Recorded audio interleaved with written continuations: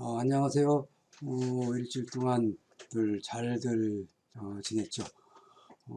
이번 시간에는 집안에 대해서 알아보도록 하겠습니다. 집안. 아마 건설 시공학을 들은 학생들은 아마 비슷하다고 느낄 거예요. 건설 대부분 시공학 쪽에 있는 내용들이 건설 안전공학에도 이제 겹치는 부분이 많이 있어요. 그만큼 시공이 결국은 그 안전하고 다 밀접하게 결부되어 있다. 이렇게 보시면 되고, 어, 그 시공을 자세히 하면 안전이 겹쳐지는 부분이 많이 있기 때문에 좀 쉬워요. 그러니까, 그래서 염두에 두시고 공부를 같이 하면은 더 좋을 것 같아요. 자, 그래서 어, 이번 시간에 학습할 내용으로서는 첫째, 집안이란, 그 다음에 흙이죠. 토사의 특성, 그리고 집안 조사, 집안 조사는 어떤 방법이 있는지, 그리고 사면의 안정, 그 다음에 이제 연약 집안을 보강하는 집안 보강하는 방법에 대해서 강의를 하도록 하겠습니다. 자, 그러면은 집안이란 뭐냐? 집안을 이제 사전에서 찾아보면은 땅의 표면 또는 그 아래의 흙, 안반층을 통틀어 부르는 것 이렇게 되어 있어요. 결국은 그 땅, 땅 전부 전체가 다 집안이다 이렇게 그렇게 보면 되겠죠. 그래서 집안은 왜 집안이 중요하냐? 이 모든 그 건축물, 그다음에 시설물 등의 기초가 집안이 기초가 되죠. 그 집안이 그만큼 튼튼해야 기초가 튼튼하게 견디는 거죠. 그래서 뭐 건설 그, 시공이나 건설 안전에서는 집안이 굉장히 중요한 과목이 됩니다. 그래서 집안에 대해서 여러분들이 건설 쪽을 좀 자세히 하려면 집안에 대해서 자세하게 공부를 해볼 필요가 있어요. 그리고 그러다 보니까 토목 분야에서는 집안만 별도로 이렇게 그 연구하고 그 이런 사람들이 많이 있습니다. 집안. 자, 그다음에 그러면 집안은 뭘로 구성이 되어 있느냐? 집안은 토사하고 안반으로 구성이 되어 있어요. 그 흙하고 안반하고 집안이 구성이 되어 있죠. 여러분들 잘 아시다시피 이 집안의 층은 이 겉표면부터 직표면부터 이렇게 표면부터 들어가면은 흙이 있고 그 흙 바로 밑에 이제 풍화토가 있어요. 이제 풍화토라는 거는 풍암이 좀 약해져서 흙이 된 거죠. 그 밑에 이제 풍화암이 있어요. 지금부터는 여기 이제 암반이라고 그러죠. 풍암 밑에는 이제 연암이 있고 연암 밑에는 경암, 아주 단단한 암층으로 이런 식으로 이제 땅속이 구성이 되어 있어요. 그래서 집안의 구성은 토사와 안반으로 구성이 되어 있다. 자, 그러면은 토사는 또 어떻게 구성이 되어 있느냐? 토사는 일반 흙을 우리가 토사라고 그러는데 토사는 사질토와 점성토로 이렇게 분류를 하고 있어요. 사질토와 점성토로. 자, 그 어, 안반. 안반은, 안반은 또 어떻게 구성이 되냐. 안반은 아까, 풍화함, 그 다음에 연암, 경암으로 되어 있다고 그랬어요. 그러면은, 안반, 풍암, 연암, 경암을 어떻게 구분할 거냐. 이걸 어떻게 구분할 거냐 해서, 암의 질을 판별하는 그런 공식이 있어요. 그래서 이걸 우리가 암질 판별 기준이라고 그러는데 RQD, Rock Quality Designation이라고 해서 요 값을 구해서 암질이 이게 풍암이냐, 그 다음에 연암이냐, 그 다음에 경암이냐 이렇게 구분을 해요. 그래서 요거는 여러분들이 RQD 요 의미를 좀 잘 알아두셔야 돼요. 그래서 요거는 이제 문제에 가끔 자주 나오는 거라서 요거는 좀 그래 의미를 좀 잘 알고 있어야 돼요. 그래서 요건 어떻게 하느냐? 총 시축이 요거는 이제 암을 이제 그 암 있는 층에다가 구멍 이렇게 그 코아 우리가 이제 코아를 뚫는다 그러는데 그 시출을 해요. 시출을 이렇게 그 다이아몬드 나를 통해서 시출을 해서 그대로 딱 떼어내면은 그 이제 떼어내고 난 다음에 그게 그 암의 그 이제 그 암 코아가 몇 센치 정도 이렇게 끊어져 있느냐, 뭐 급이 가 있느냐, 이걸 갖고 판별을 해요. 그래서 경암이다. 경암 같으면은 아주 굉장히 단단한 암은 어떻게 돼요? 1m 이상, 1m를 이렇게 쭉 뚫어도 이게 전체가 그 깨지지 않고 그대로 나오죠. 근데 좀 그 풍암이라든가 이런 거는 그 많이 이렇게 깨져서 나오죠. 그래서 깨져서 나와서 그런 거는 요 10cm 이상의 코어 길이 합계가 10cm 이상이 그 안 깨진 상태로 이 10cm 이상이 된 경우는 굉장히 좀 단단하다고 우리가 이제 볼 수가 있죠. 그래서 10cm 이상 그 길이 합계 10cm 이상이 뭐 예를 들어서 50cm더라. 그럼 총 시축 길이가 1m인데 50cm다. 그러면 곱하기 100하면 얼마 이제 프로테이지로 나오겠죠. 50%다. 뭐 이렇게 이제 값이 나오죠. 이제 그걸 가지고 50%냐 30%냐 이걸 가지고 이게 풍암이다 연암이다 경암이다 이렇게 구분을 해요. 그래서 RQD 요거 그렇게 해서 프로테이지를 그 퍼센테이지를 구했더니 50이 미만이다. 50%가 미만이다. 이럴 때는 우리가 풍암이라고 그러고 연암은 이제 뭐 50에서 70 사이는 연암이라고 그러고 그다음에 70에서 85는 보통암, 일반 보통암이라고 그러고 85 이상 나오면은 경암이라고 그런다. 그러니까 1m를 이렇게 1m 코어를 그대로 또 채취를 해서 싹 빼냈더니 85cm 이상이 깨지지 않는 상태로 그대로 나오더라 이거예요. 그러니까 굉장히 이건 경험이다. 이렇게 판단을 해요. 그래서 RQD라는 걸 여러분들이 좀 기억을 해놓고 뭐 굳이 공식까지는 안 외워도 될 것 같은데 뭐 문제 어떻게 나오는지 한번 좀 보고 여러분들 이해는 좀 뭐 하고 넘어가야 돼요. 암지를 판별할 때 쓰는 기준이다. 이렇게 아시면 되고 자, 아,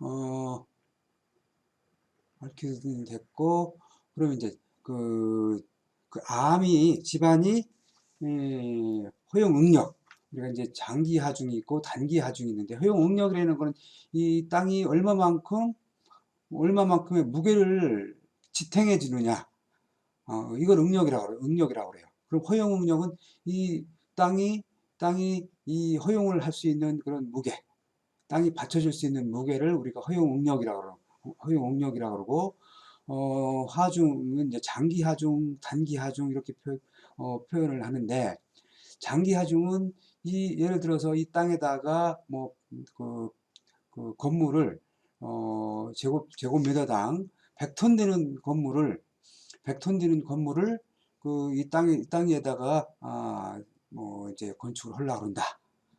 그러면은 이게 건물은 금방 없어지고 뭐 그런 그 건물이 아니잖아요. 보통 뭐 maybe 10년, 뭐 길게는 100년 이상 건물이 서 있을 수 있잖아요. 그러니까 이게 장기적으로 이렇게 그 위에다가 하중을 가해도 이 땅이 견뎌주는 이런 거를 우리가 장기 하중에 대한 허용 응력 이렇게 얘기를 해요. 그리고 뭐 단시간 동안 예를 들어 뭐 단시간 굉장히 무거운 하중을 이렇게 올렸더니 뭐 단시간 뭐 예를 들어 하루나 이틀 단시간 이렇게 견디는 하중, 우리가 단기 하중에 대한 허용 능력이라고 그렇게 얘기하고. 근데 단기 하중에 대한 허용 능력을 우리가 굳이 뭐 알 필요는 없겠죠. 건설물은 대부분 다 오랫동안 이렇게 하는 거니까. 그래서 우리가 장기 하중 허용 능력을 우리가 알아야 될 필요가 있는데, 이걸 이제 경함반, 그래서 굉장히 경함은 제일 단단한 암이라고 그랬죠. 제일 하부에 있는 암. 요거 이제 주로 경함은 화성암. 화성암은 뭐냐? 화성암은 화산 활동에 의해서 생긴 암. 그 다음에 마그마 이제 밑에 그 땅을 이렇게 이제 깊게 뚫으면 지구 중간에 그 마그마가 있죠. 마그마가 화산 같으면은 제주도나 뭐 이런 화산 활동을 통해서 나와서 굳은 암은 뭐 여러 가지가 있을 수 있겠지만, 이게 이제 땅속에서 그대로 그 마그마가 이제 온도가 식으면서 식은 거를 우리가 이제 많이 쓰고 있는데, 일반적으로 무슨 뭐 우리가 돌로 쓰고 있는 건축물이라든가 이런 데 쓰고 있는 화강암 종류들은 우리가 다 화성암이라고 그래요. 그래서 요 화성암이 아주 단단하죠. 그래서 이런 것들은 제곱미터당, 그러니까 1m에 1m, 1제곱미터당 400톤까지 받을 수 있다. 그렇게 해보니까 400톤까지는 받더라 이거야. 일단 그렇게 400톤 정도 허용 능력이 400톤이다 이렇게 여러분들이 기억을 하고 있고, 그다음 뭐 숫자까지 이렇게 기억을 하면 좋긴 좋은데, 숫자까지는 좀 힘들더라도 대충 큰 숫자는 좀 알아두는 게 좋아요. 자, 연안반은 우리가 수성암을 우리가 이제 연암이라고 보통 얘기하는데, 수성암은 뭐냐? 수성암은 토사, 일반 흙이 굉장히 높은 온도와 압력에 의해서, 이제 압력에 의해서 이렇게 암이 된 거예요. 이거 화강암하고 좀 틀리죠. 수성암은 굉장히 높은 그 무게, 그 다음에 압력을 이제 주니까 이제 거기서 높은 열이 발생을 하죠. 그래서 그 이제 암이 된 이런 암을 수성암이라고 그러는데, 주로 뭐 대리석 계통이 수성암에 들어가요. 대리석 계통이. 그래서 여러분들 그 건물 내부 마감재로 이제 대리석 쓴 거를 이제 볼 수가 있는데, 이제 그런데 그 대리석 속에 보면은 거기에 뭐 그 흙 속에 있던 그런 아주 오랜 옛날 흙 속에 있던 그런 생물체들이 이렇게 있는 걸 이렇게 볼 수가 있어요. 이런 것들은 이제 우리가 연암이라고 그러는데, 요거는 허용 능력이 100에서 200이다. 이렇게 기억을 하면 되겠어요. 그 다음에 이제 자갈층. 요거는 이제 암이 아니고 자갈이 이렇게 땅 속에 이제 자갈이 이렇게 층내 있는데, 그런 게 있어요. 자갈이. 그런 데는, 제곱미터당 30톤 정도다. 30톤 정도. 그 다음에 이제 자갈하고 모래하고 혼합된 이런 이제 층이 있는데, 보통 강가라든가 바닷가 주변에 가면 이런 층들이 이렇게 있는데, 이런 데는 20톤. 그 다음에 모래하고 점토 집안은 한 15톤. 그 다음에 점토는 뭐 10톤. 일반적으로 그러니까 이제 일반적으로 뭐 점토 좀 딱딱한 일반 흙이다, 뭐 이런 데는 한 10톤 정도 지지한다, 이렇게 여러분들이 보면 될 것 같아요. 그래서 10톤, 15톤, 뭐 20톤, 30톤, 뭐 100톤에서 200톤, 400톤 이렇게 높은 순서대로, 낮은 순서에서 높은 순서대로 숫자만 좀 이렇게 좀 눈에 이렇게 익혔다가 시험에 나오면은 뭐 예를 들어서 100이 넘어간다. 그럼 연암에서 경암 제일 뭐 이렇게 그런 식으로 외우고, 그 다음에 뭐 30 정도면 그래도 단단한 층에 들어가니까 이건 자갈이다. 이렇게 이런 식으로 여러분들이 머릿속에 담아두면은 시험 보는데 아무 뭐 지장이 없을 것 같아요. 자, 그 다음에 토사에 이제 간단하게 그 암반에 대해서 이제 알아봤고, 이제 토사에 대해서는 우리가 이제 깊게 알아봐야 될 필요가 있어서 토사는 별도로 이렇게 2장으로 별도로 구성을 했어요. 자, 토사는 흙이죠. 자, 흙은 어떻게 구성되어 있냐? 흙은 땅속 이제 땅에 있는 흙은 어떻게 구성이 되어 있냐? 흙은 흙입자가 있고 흙 속에 물이 들어가 있고 그다음에 이제 또 공기가 들어 있어요.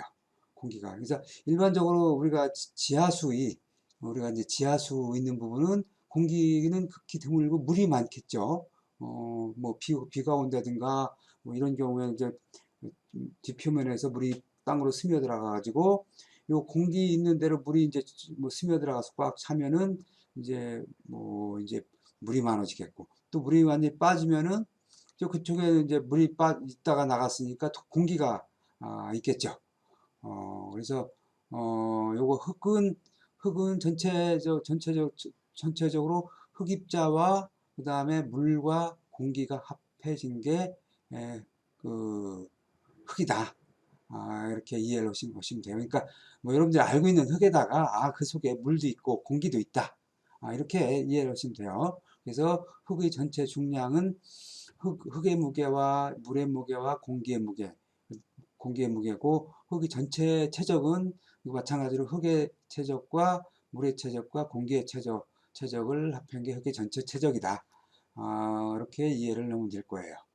자, 요게 이 물이 이 흙에 있어서 흙의 성질을 결정하는 데 있어서 물이 굉장히 중요한 역할을 차지를 해요. 그래서 흙 속에 물이 얼마만큼 있느냐, 또 흙 속에 뭐 그러니까 공기가 얼마만큼 있느냐, 이걸 가지고 흙이 그러니까 집안이 단단하냐, 물르냐, 연약 집안이냐, 우리가 그렇게 판단을 해요. 그래서 우리가 간극비라는 거를 간극비라는 거를 이제 구해서 공급비가 얼마냐, 간극비가 얼마냐, 이거를 구해서 뭐 이게 크다. 그러면 이건 연약 집안이다.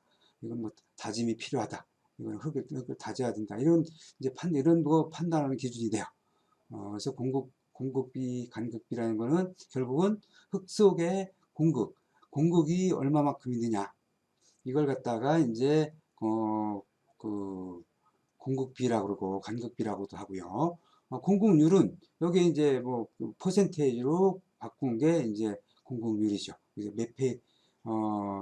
이게 이제 몇 퍼센트다. 공급률이. 함수율도 마찬가지고, 함수비는 뭐 이제 그 흙의 흙의 건조 중량, 그러니까 완전히 흙의 중량에다가 그 속에서 흙이 머금고 있는 물의 중량을 함수비라고 그러고, 함수율은 그걸 이제 백분율로 나타나는 거를 우리가 함수율이다 이렇게 이해를 하면 돼요. 그러니까 함수비가 높다, 함수율이 높다. 이거는 결국은 땅 속에 물이 많이 있다. 그러니까 땅 속에 물이 많이 있으면은 어떻게 돼요? 이게 땅 속에 물이 많이 있으면은 그, 그, 저기 그 전단력이 감소가 돼가지고, 예를 들어서 이번에 뭐 올여름에 비가 굉장히 많이 왔죠. 많이 와서 무슨 사태가 났어요? 산사태가 났죠. 그러다 보면 이게 땅속에 물이 많이 들어가면 전단력이 약해져서 이번 여름처럼 산사태가 나기도 하고, 뭐 붕괴가 되기도 하고 이래요. 그래서 아주 그 물이라든가 뭐 일단 뭐 공기가 많으면은 다지면은 되는데, 이거 물이 많이 들어가 있으면 이게 다져지질 않아요. 물을 빼면서 다져줘야 돼요. 그래서 흙은 굉장히 물이 중요하다. 그래서 여러분들이 그렇게 좀 알고 있으면 되고, 그다음에 흙이 포화든 물이 차지한 부분이 부피, 공급 부분이 비피, 뭐 이렇게 있는데, 이게 가끔 시험에 이런 거 용어가 나와서 여러분들한테 이런 건 머릿속에 들어가지도 않고, 공식이 이루어지지도 않고 그러는데 할 수 없이 이렇게 그 강의 넣고 있으니까 물이 또 중요해서 여러분들이 문제 풀이하면서 충분히 이해만 해도 나중에 요거를 요런 문제가 나오면은 맞출 수가 있을 거예요. 물과 흙의 비담, 뭐 부피에 대한 비담, 부피에 대한 뭐 유리다 이런 식으로 이용하면 돼요. 자, 그리고 흙의 비중. 흙의 비중을 여러분들이 이제 이건 상식적으로 좀 알아둬야 될 필요가 있지 않나. 물의 비중이 우리가 물의 비중이 1이죠. 근데 물 속에 흙은 가라앉죠. 왜? 물보다 무거우니까. 그래서 모래 같은 경우는 2.6에서 2.7 정도 비중을 나타내고 있어요.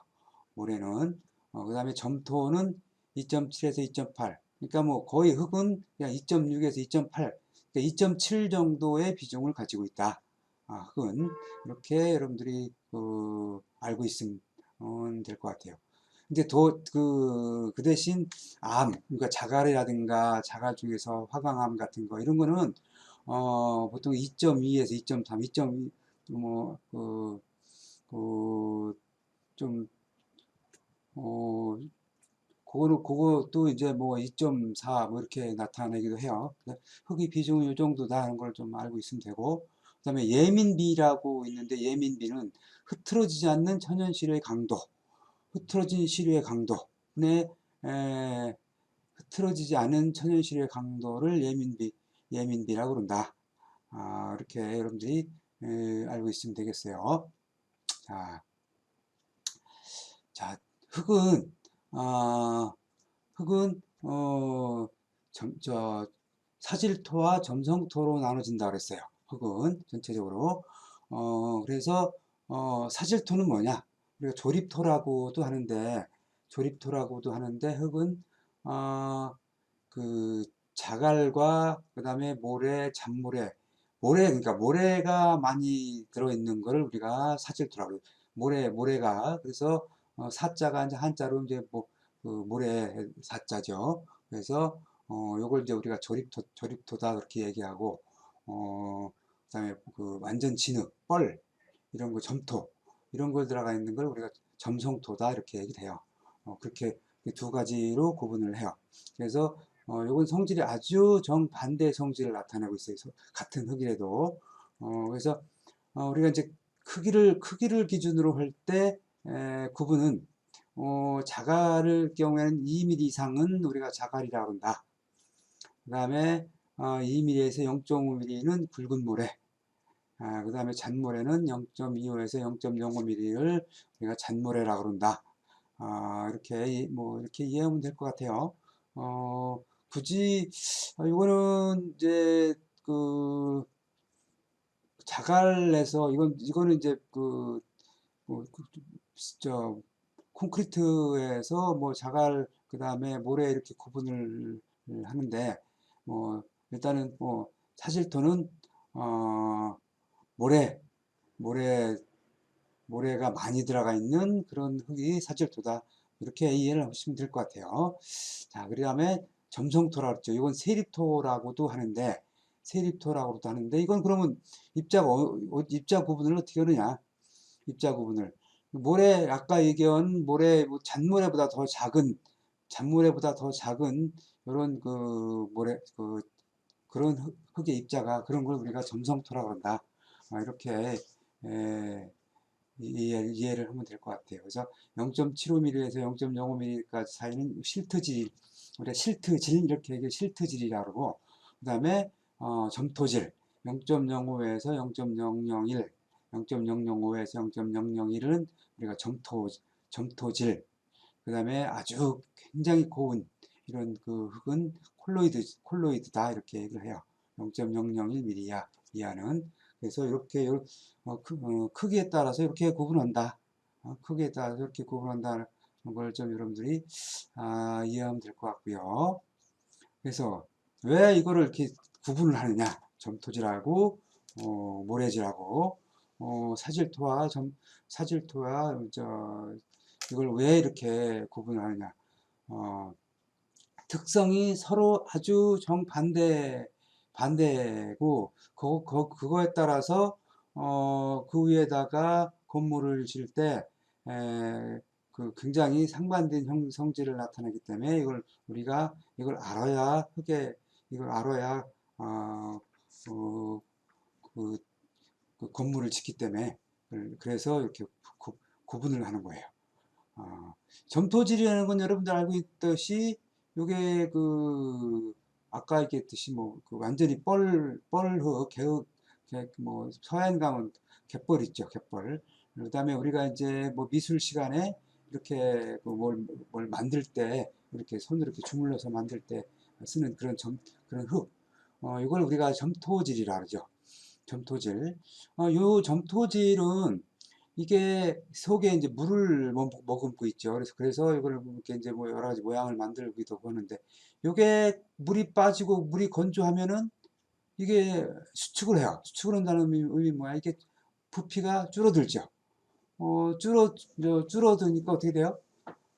이제 금이 가고 갈라지고 뭐 이러죠. 그래서 여러분들 그 가뭄에 눈바닥, 눈바닥에 보면 거북등처럼 갈라지고 하는 걸 보죠.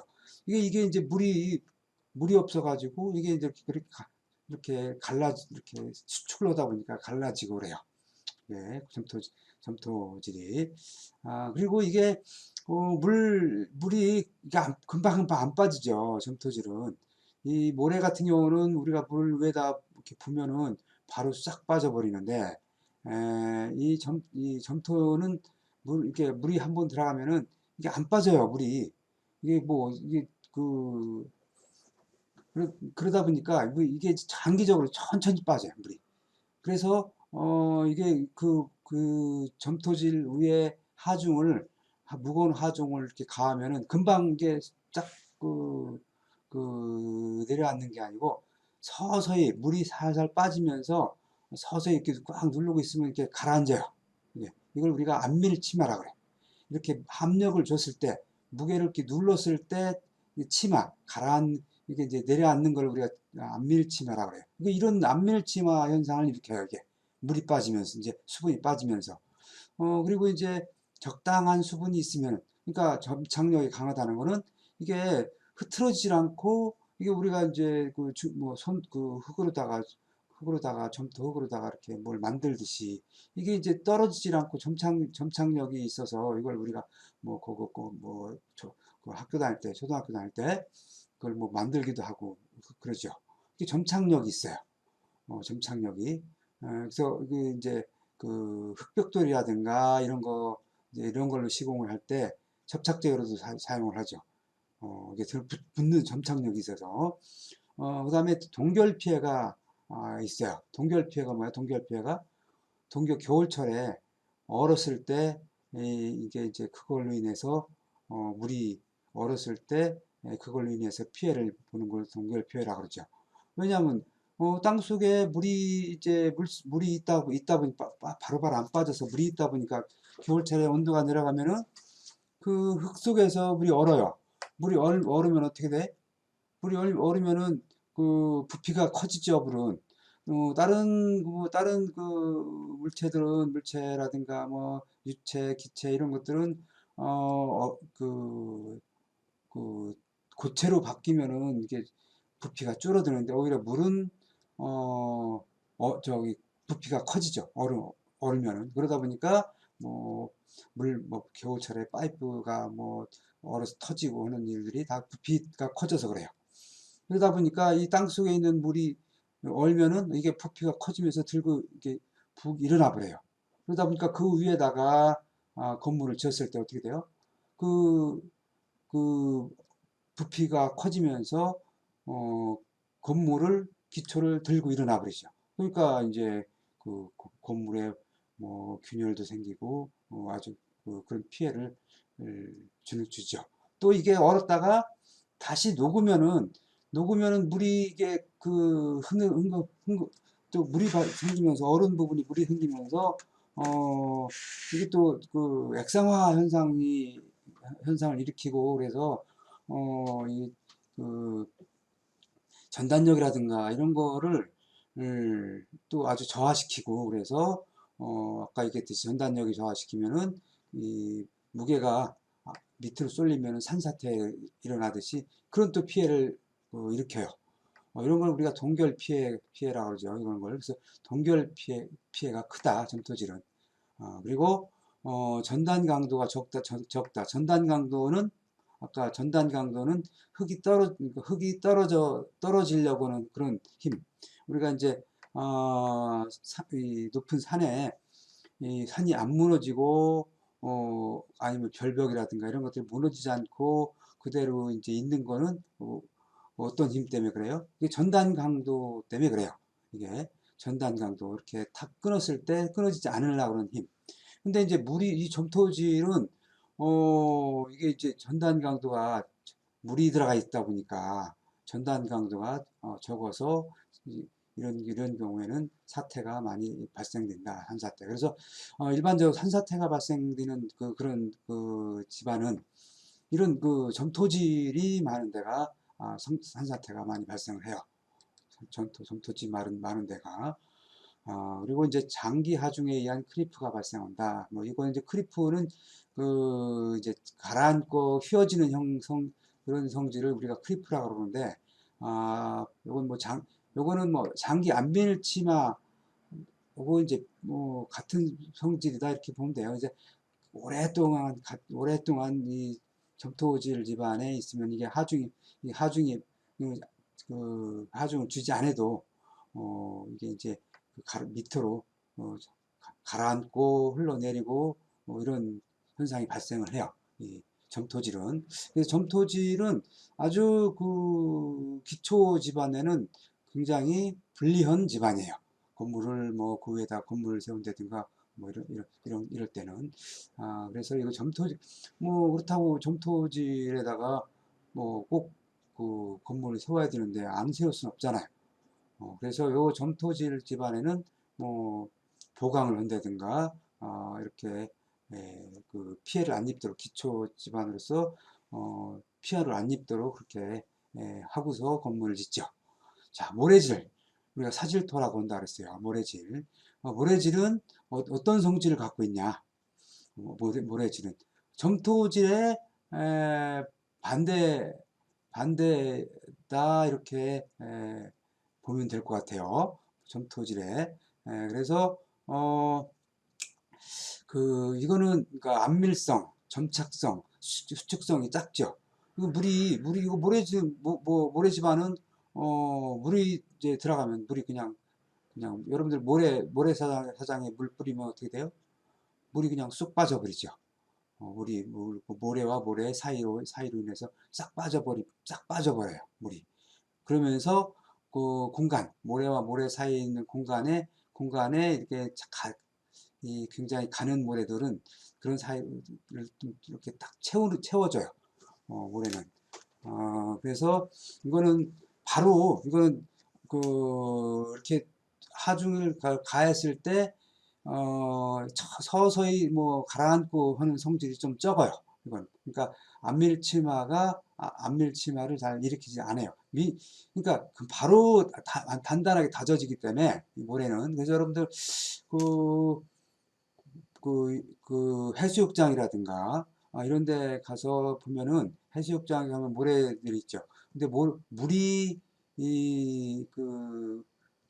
물이 이제 들어와서 있는 경계선 바닷가 쪽으로 나가면은 거기서는 여러분들이 잘 안 빠지는 걸 경험할 수가 있을 거예요.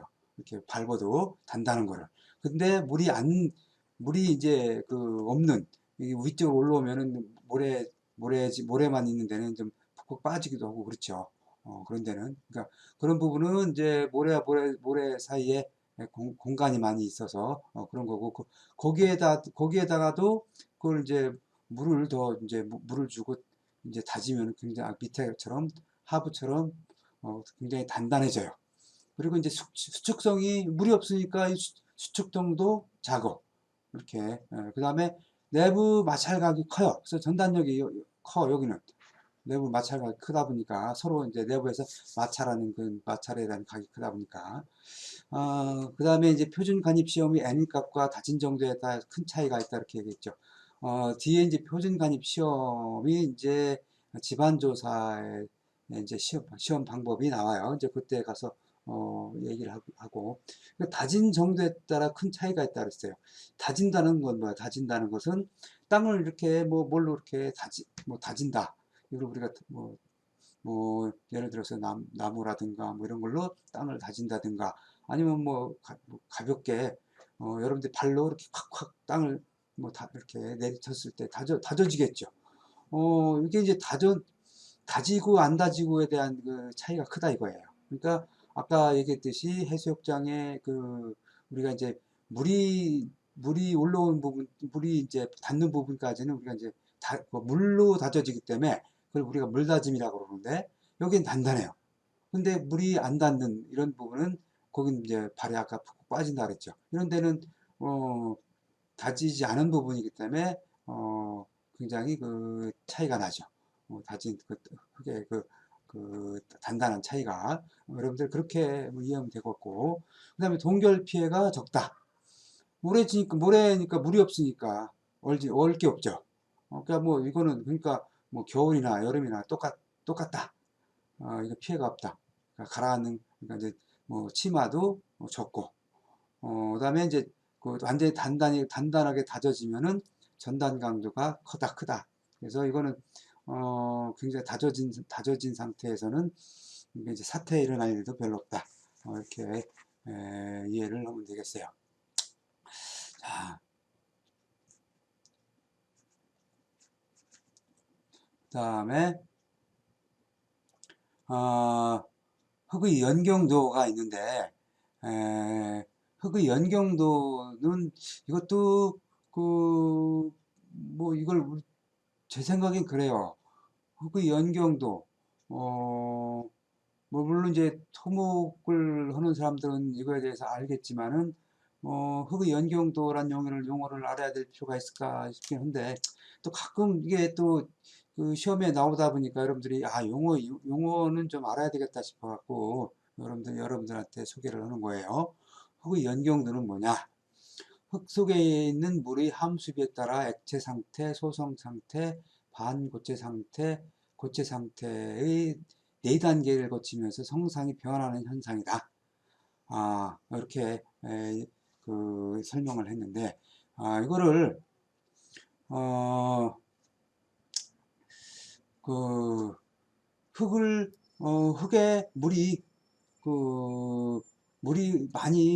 흙 속에 물이 많이 들어가 있으면 어때요? 흙이 굉장히 액체하고 똑같죠. 흙에 뭐 예를 들어서 뭐 논에 뭐 별을 심기 위해서 물을 대잖아요. 그러면 그 밑에는 흙이 있는데 거긴 완전히 물하고 같이 섞여 있어. 그건 액체나 똑같죠. 그 부분은 그게 이제 그러다가 물이 빠지면서 아까 얘기했듯이 이게 이제 그 고체도 아닌 상태 그 다음에 액체도 아닌 그런 상태로 이렇게 바뀌죠. 이걸 우리가 소성 상태다 그렇게 얘기를 해요. 소성 상태다. 그리고 이제 그 소성 상태에서 더 물이 빠졌을 경우에는 흙이 딱딱하게 그래 이제 완전히 고체로 되죠. 흙이 딱딱하게 완전히 고체로 되죠. 그래서 아까 얘기했듯이 점토질 같은 경우는 물이 완전히 빠지면 어떻게 된다 그랬어요? 완전히 고체화되면서 이렇게 뭐 이제 금이 가고 수축 현상으로 인해서 금이 가고 결국 이제 뭐 굉장히 단단하게 뭐 돌멩이처럼 흙이 그런 상태로 되죠. 이런 거를 이제 전체적으로 이런 상태를 우리가 흙의 연경도다 이렇게 얘기를 하고요. 흙의 연경도다 얘기를 하고 이런 한계를 액성 한계 그 액성 한계와 소성 한계 그 한계를 우리가 에터버그 한계다. 에터버그 한계다. 이렇게 그렇게 우리가 그렇게 부르고 있어요. 그래서 이것도 그냥 그 시험 문제풀이 하게 되면은 요런 걸 우리가 그 이해만 하고 넘어가면 될 것 같아요. 뭐 깊게 알 필요는 없을 것 같고. 자, 그러면은 흙이 점토질 흙이 굉장히 이 동상 현상을 일으켜서 위험하다 그랬어요. 아까 점토질 흙은 요게 이제 흙이 이 기초를 제대로 흙이 단단히 안 다져졌을 때 이런 이런 현상이 일어나서 굉장히 사고를 낼 위험이 많아요. 아까 얘기했듯이 동상현상은 아까 설명을 했죠. 흙 속에 있는 물이 어는 현상이다. 그래서 토중수, 흙 속에 있는 물이 얼어서 부피가 9% 정도 증대돼서 지표면이 부풀어 오르는 현상을 동상현상이다. 이런 데는 아주 아까 실트질이 제일 일반 점토 약간 좀 굵은 걸 우리가 실트질이라고 그랬죠. 점성토 중에서도 조금 굵은 거. 이런 실트질에서 가장 심하게 나타난다. 왜냐하면 물이 약간 그래도 좀 아주 콜로이드라든가 이런 흙보다는 좀 조금 크다 보니까 물이 이제 위로 올라올 수 있는 그런 길이 좀 있다 보니까 이런 데서 실트질에서 현상이 제일 심하게 나타나고 또 마찬가지로 또 이 얼었다가 녹아서 발생하는 위험 현상 이런 걸 우리가 융해 현상이라고 그러죠. 이제 고체가 됐던 게 액체로 바뀌니까 그래서 얼음이 녹아서 흙 속의 수분이 이 과잉 상태로 존재함으로써 완전히 액체처럼 이렇게 변화가 돼요. 그래서 이게 봄에 겨울철에 얼었던 흙이 우리가 봄이 되면서 보통 뭐 2월 말 3월 달 되면서 이게 얼었던 게 녹으면서 흙이 약해지면서 이 붕괴 사고들이 많이 나요. 이게 그래서 봄에 있어요. 그래서 건설 현장 같은데 붕괴 사고들이 많이 나서 아주 특별히 그때는 이제 더 신경을 써서 안전에 대비를 해야 되죠. 봄에 융해 현상 때문에 그렇게 하시면 되겠고 그러다 보니까 우리가 이걸 또 알아야 돼. 이 동상 현상의 동결 깊이를 알아야지 동결 깊이 그러니까 기초를 설치를 할 때 동결 깊이 이하로 해야 되겠죠. 흙이 얼지 않는 이하로 기초를 설치를 해야 되겠죠. 그래서 흙의 동결 온도는 영하 1도씨 부근이다. 물은 그냥 0도씨에서 어는데 보통 흙 속에 들어가 있으니까 물이 보통 마이너스 1도, 영하 1도씨에서 0도보다는 조금 더 내려가야 온다 이런 얘기죠. 그래서 동결 깊이는 구조물이 기초 설계에 적용한다. 동결 깊이 이하로 기초를 설치해야 돼요. 그래서 우리가 기초 텁하게 하는 이유가 집안에 얼마나 단단한 데다가 기초를 놓기 위해서 텁하기도 하고 또한 마찬가지로 이 동결 깊이 이하로 기초를 설치하기 위해서 텁하기를 하는 거예요. 그래서 우리나라의 토층의 동결 심도는 뭐 지역별로 틀려요. 뭐 남쪽은 좀 따뜻하고 북쪽은 더 이제 춥고 그러다 보니까 그래서 50cm에서 1m 80 정도까지다. 동결 심도가 그래서 중부 이북은 뭐 일반적으로 뭐 좀 추운데 그런 데는 최대 1.5m까지 동결 현상이 일어나더라. 1.5 그러니까 흙을 동결 심도 이하까지 파려면은 1.5m 이상 파야죠. 보통 북한 쪽이 좀 춥다 보니까 저렇게 좀 깊고 일반적으로 우리나라 지금 중부지방은 1m에서 1m 정도 다 최대. 그래서 평균 0.6, 0.7 해서 보통 1m 정도 파요. 중부지방은 그리고 남부지방은 뭐 경상도라든가 전라도 이쪽은 평균 뭐 최대 0.8 그러니까 조금 이제 조금 한 20cm 정도 좀 덜 파도 되겠죠. 그런 데서는 근데 일반적으로 그냥 뭐 1m 정도 판다. 이렇게 이해를 하면 될 것 같고요. 자, 그 다음에 액상화 현상이라는 게 있어요. 액상화 현상. 말 그대로 흙이 액체처럼 변하는 현상이에요. 흙이 액체처럼 변하려면 어떻게 돼야 되겠어요? 일단 물이 있어야 되겠죠. 흙이 액체처럼 변하려면은. 그래서 토양이 응력을 받았을 때 강성과 전단 강도를 상실하여 액체처럼 되는 현상. 이게 이제 물이 아예 없으면은 이게 이제 뭐 액체처럼 될 일도 없는데 이제 뭐 지하수라든가 이런 것들이 땅 속에 물이 항상 있죠. 그래서 이 집안이 이 액상화 현상을 일으킨다. 그러면 이건 완전히 그냥 액체가 돼버리니까 이건 흙이 이 진해력이라든가 강도가 전혀 없어지는 상태죠. 그냥 액체처럼 되는 현상을 우리가 액상화 현상이라고 그래요. 근데 그냥 뭐 이렇게 그냥 뭐 가만히 있는 상태에서 액상화 현상이 되는 건 아니고 어, 응력을 받았을 때, 토양이 어떠한 힘을 받았을 때, 그래서 이게 가장 대표적인 게 지진이 발생했을 때, 지진이 발생하면 이 집안이 굉장히 지진력에 의해서 굉장히 큰 힘을 받죠. 그러면 이제 땅을 흔들어 놓는단 말이에요. 흔들어 놓으면서 흙 속에 있던 땅 속에 있는 지하수하고 흙하고 이렇게 그 지하수를 탁 건드리면서 섞여버려요. 그래서 이게 그 액상화 현상이 되면서 이게 이제 그런 이제 집안 힘을 잃어버리는 거죠. 그래서 지난번에 그 포항 우리나라 뭐 경주 포항 이쪽에 지진 현상이 발생했었죠. 그래서 그 액상화 현상이 발생을 해가지고 그 땅속에서 그 물하고 흙하고 섞인 그런 그런 액체가 지표면 위로 이렇게 올라오기도 하고 그랬었어요. 그래서 액상화 현상이 많은 부분에서 발생을 했었어요. 지진 때문에. 자, 그래서 액상화 현상이 발생할 수 있는 조건은 물이 있어야 되겠죠. 물이. 그래서 지상에서 지하수가 낮은 곳에 있을 때, 그 다음에 연약 지반일 때, 단단한 지반은 이게 자체적으로 힘의 그런 지진력이라든가 이런 거에 힘에 견딜 수가 있으니까 연약 지반인 모래나 실트질로 조성됐을 때 액상화 현상이 많이 일어나고 진동 등 충격 하중이 있을 때, 그러니까 뭐 대표적으로 지진이다 이렇게 보시면 돼요.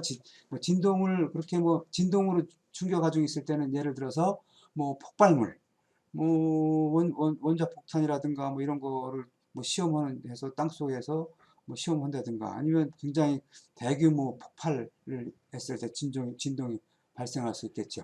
이럴 때 이제 액상화 현상이 일어난다. 그래서 액상화 현상이 일어나면은 뭐 지내력이라든가 강도를 다 잃어버린다고 보면 되겠죠. 그래서 뭐그 지진에 굉장히 지진이 일어났을 때 피해를 많이 보는 그런 지역이 어떤 지역이냐? 지진이 일어났을 때 피해를 많이 보는 지역이 이런 연약 지반에서 피해를 많이 봐요. 연약 지반 위에다가 건물을 짓는다든가 하면은 뭐, 뭐 건물이 붕괴된다든가 이런 현상이 많이 일어나겠죠. 그래서 이런 연약 지반에서는 기초를 굉장히 튼튼하게 하고 그다음에 뭐 말뚝 기초라든가 아니면 또그 집안을 개량을 해서 건물을 지어야 되죠. 자, 그래서 이제 이런 액상화 현상이 일어나지 않기 위해서는 그 흙의 밀도를 증가시킨다. 밀도를 증가시킨다는 것은 흙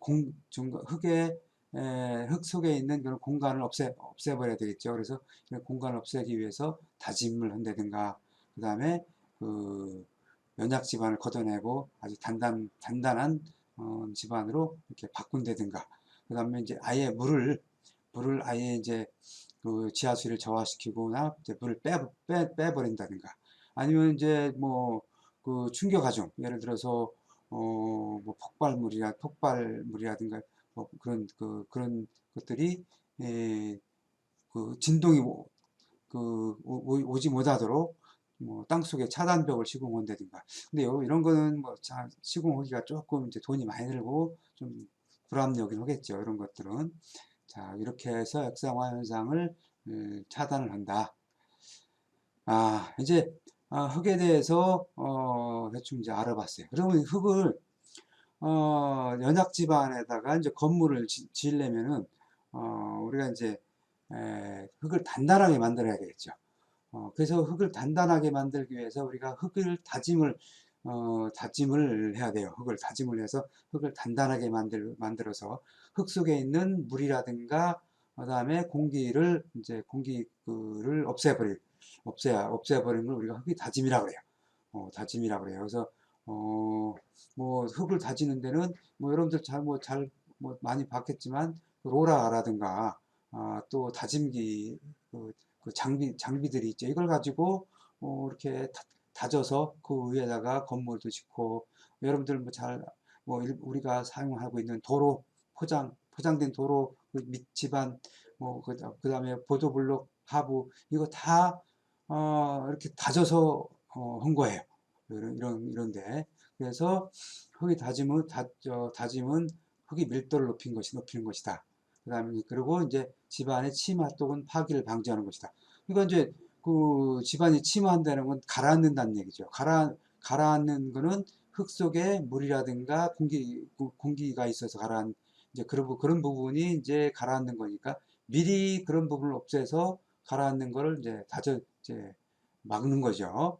그다음에 이제 흙의 전단 강도 증가. 아까 흙이 이제 어떠한 그 압력을 가했을 때 떨어지는 걸 우리가 전단 강도라고 하는데 이거를 다져짐으로 인해서 전단 강도가 증가되고 그다음에 이제 경사면 그러니까 경사면을 이제 사면이라고 하는데 경사면을 안전성을 개선한다. 경사면이 무너지는 것을 최대한 방지한다 이거죠.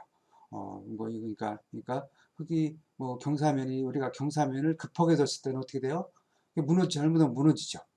그래서 사면을 우리가 이제 몇 대, 1대 45도로 한다든가 안전성을 두기 위해서 이렇게 하죠. 그래서 이걸 사면을 다짐으로 인해서 이거를 좀 더 안전성이 개선이 돼요. 그 다음에 흙의 투수성 감소 및 집안의 지지력이 증대된다. 이건 물이 그만큼 물이 다져지니까 물이 들어갈 수 있는 공간이 없어지고 또 치마가 안 되니까 지지력이 증대되죠. 그래서 흙을 이제 반드시 다져줘야 된다. 자, 이 다지려면은 우리가 어떤 방법으로 다지냐? 어떤 방법으로 다지냐? 흙을 이제 다지는 방법에는 정적 다짐이 있고 동적 다짐이 있고 뭐 진동 다짐이 이제 이렇게 이제 크게 이렇게 나눠지는데 정적 다짐이라는 건 말 그대로 정적 이게 이제 그대로 뭐 움직이지 않고 가만히 있는 상태가 정적 다짐. 정적 다짐이 정적이죠. 그럼 어떻게 정적으로 다지냐? 이거는 흙 위에다가 무게가 무거운 그런 물건을 가만히 올려놨던 거예요. 그럼 이거는 굉장히 오랜 시간이 걸리겠죠. 이거는 그래서 이거 그 대신 뭐 물건을 뭐 이렇게 놓기가 그러니까 아예 흙을 다시 그 위에 덮는 거야. 높게 쌓여. 이렇게 몇 미터로 이렇게. 그럼 흙의 자중으로 인해서 밑에 하부는 어떻게 돼? 이렇게 다져지는 거야. 가만히 있는 상태 오래 두면은 하부는 저절로 물도 빠지고 그 다음에 공기층도 빠지고 그래서 그렇고 다져진 다음에 겉에 있는 흙의 겉에 쌓아놨던 흙을 이제 다시 걷어내 버리는 거예요. 이렇게 하는 걸 우리가 정적 다짐이라고 그러고 동적 다짐은 말 그대로 요거는 이제 뭐 한마라든가 뭐 우리가 알고 있는 이런 걸 때려서 다지는 거. 우리가 이걸 동적 다짐이다. 이렇게 얘기해요. 그래서 이거는 이제 로라. 우리가 많이 보고 있는 장비를 갖고 이제 강제적으로 다져지는 거를 우리가 이제 동적 다짐이다 그렇게 얘기하고, 진동 다짐이다. 진동 다짐이다. 이거는 이렇게 땅을 진동을 줘서 땅을 흔들어 버리는 거예요. 굉장히 큰 진동을 줘서 뭐 폭약이라든가 이런 걸 써서 진동을 주면은 이게 흔들어지면서 이게 이제 그 중간에 있는 공간들이 이제 그 공간들 사이로 흙이 들어가서 메꿔지는 거죠. 요런 거를 이제 진동 다짐이다 그렇게 얘기해요. 그러다 보니까 요거는 사질토, 사질토 집안 이런 데서 이제 사질토라는 건 아까 모래 집안을 사질토 집안이라고 그랬죠.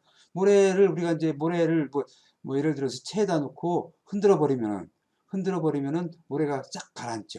이제 이렇게 다져지는 게 진동 다짐이다. 그렇게 이해를 하시면 돼요. 자, 그 다음에 이제 집안 조사. 과연 그럼 땅 속에 이게 뭐가 있는지를 알아야 우리가 뭐 점성토가 있는지, 뭐 모래가 있는지, 물론 겉표면은 뭐 우리가 눈으로 봐서 알겠지만, 땅 속에 뭐 이 암이 몇 미터의 집안에서 암이 있는지를 알아야지 우리가 기초 설계를 하겠죠. 뭐 집안을 개량해야 될지 어쩔지. 그래서 우리가 집안을 조사를 해요. 그래서 집안 조사를 하는 목적은, 어, 구조물을 경제적으로 설계 및 시공하는 데 있어서 필요한 기본 자료를 얻는 데 있다. 구조물 기초를 단단한 집안에다가 이렇게 안치야 되니까. 그래서 집안 조사하는 목적은 집안의 특성 및 지층 상태를 알기 위해서고, 그 다음에 지지력 및 침하량을 산정해서 기초를 이제 거기다가 설치하기 위해서 하는 게 이제 집안 조사의 목적이다. 그래서 그러므로 어, 여러분들이 지금 살고 있는 집이라든가, 그 다음에 뭐 다리 기초라든가, 뭐 터널이라든가, 모든 건설 시설물은 집안 조사를 다 하고 난 다음에 그거에 의해서 설계를 한다. 여러분들이 그렇게 이해하시면 돼요. 자, 집안 조사는 예비조사가 있고 본조사가 있어요. 예비조사는 먼저 이제 자료를 가지고 지질도라든가, 그다음에 지형도, 그다음에 지하 수위가 어느 정도 있고, 또 지하 매설물들이 어떻게 있는지 이런 것들을 자료를 가지고 먼저 조사를 해요. 그리고 이제 집안 조사를 장소에 가서 뭐 건물을 짓는다 그러면 건물 그를 지하될 현장에 가서 이제 현장 답사하는 거죠. 집 표면엔 뭐 어떻게 돼 있고, 그다음에 뭐 지하 뭐 조금 파봐서 땅속은 어떻게 돼 있고 조금 파보고, 이렇게 현지 답사를 한 다음에 그다음에 이제 계략적으로 보링이라든가 샘플링 이런 걸 이제 하죠. 그래서 조사를 하고 난 다음에 이제 본조사를 해요. 본조사를 하면 이제 어, 현장에서 보링이라든가 이런 걸로 이제 채취한 그 자료를 가지고 시험을 하고, 그다음에 그 건물을 지하될 때까지 이제 땅을 직접 파서 하중을 얹혀보는 거예요. 그래서 이 땅에 얼마만큼 하중을 받아줄 수 있나, 견딜 수 있나, 이런 거 이제 현장 시험이라고 해요. 그리고 이제 실내 와서 보링이라는 것은 땅 속에 구멍을 뚫어가지고 땅 속에 있는 그런 흙의 입자들을 메다별로, 땅 깊이별로 가지고 와서 시험실에서 시험을 해요. 이걸 우리가 이제 흙 분류 시험, 그다음에 이제 안밀 시험도 하고, 안밀 시험은 압력을 줘서 흙이 얼마만큼 이제 압력을 단단하게 다져지느냐, 이런 걸 안밀 시험이라고 그랬어요. 그래서 이제 지하 탐사 방법이 있는데, 지하 탐사 방법은 터파보기가 있고 지퍼보기가 있는데, 터파보기는 땅을 직접 파보는 거예요. 그래서 땅을 직접 파봐서 그 땅이 땅이 어떻게 어떤 흙이 어떤 흙이 있고 그래서 직접 그다음 뭐 채취를 하고 얼마나 단단한가를 보기도 하고. 그러니까 보기는 요 직경 9mm 정도 한 9mm 정도의 철봉으로 땅에다 이렇게 꾹 찔러보는 거예요. 찔러봐서 이게 깊이가 어느 정도 들어가느냐, 얼마나 단단하냐 이걸 보는 거죠. 그러니까 이거는 지퍼보기 같은 경우는 이제 뭐 아주 그 집안이 연약한 이런 집안에 밖에는 해당이 안 되겠죠. 그다음에 이제 물리적 탐사 방법이라 해서 이거는 이제 장비를 가지고 하는 건데 뭐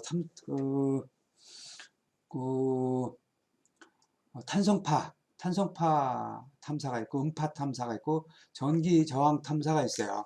그래서 이런 것들은 어, 지진파에 대한 집안의 탄성 고동으로부터 집안의 종류, 지층 및 강성도를 파악하는 방법 이렇게 되는데 이거는 이제 그 기계로 기계에다가 컴퓨터를 연결해서 땅 속에 탄성파를 주어서 다시 돌아오는 뭐 그런 걸 가지고 탐지를 하는 거고 음파는 마찬가지로 이것도 음파를 땅 속에 주어서 그게 이제 또 돌아오는 그런 걸 성질을 가지고 하는 거.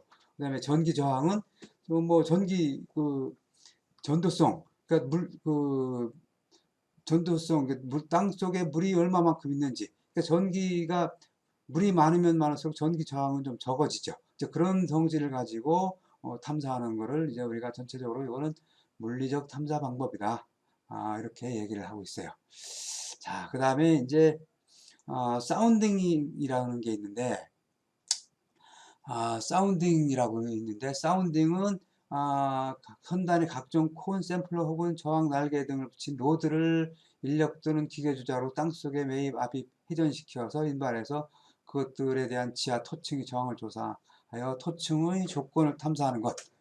근데 뭐 이렇게 돼 있는데 사운딩은 뭐 이렇게 깊이까지 할 수가 없기 때문에 이건 별로 뭐 적용을 않는데 그것도 시험에 나오는 거다 보니까 여러분들이 사운딩 어떤 건지 한번 그냥 이렇게 이해하는 정도로만 넘어가요. 아까 그 표준관입 시험이라고